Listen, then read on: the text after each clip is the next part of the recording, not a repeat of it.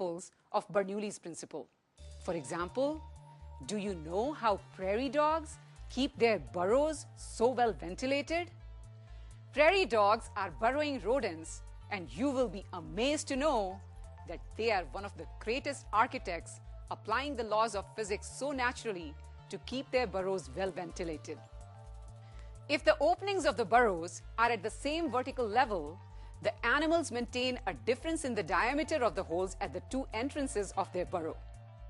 Recall that due to equation of continuity or conservation of mass, the air near the narrower hole will flow at a greater speed than the air near the wider hole.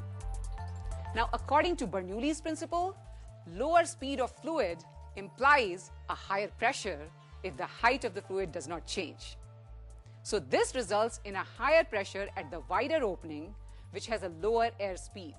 Since the fluid flows from higher pressure to lower pressure, the difference in the pressure ensures that the air circulates effectively through the burrows and the animals do not get suffocated in their burrows.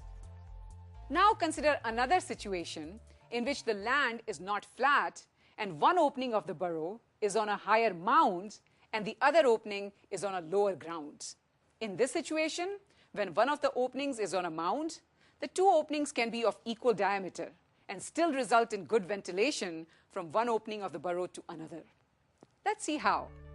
The air flowing in a streamlined flow has a greater speed over the mound than on the ground level because the streamlines near the higher mound have to curve and travel a larger distance in the curved part in the same amount of time.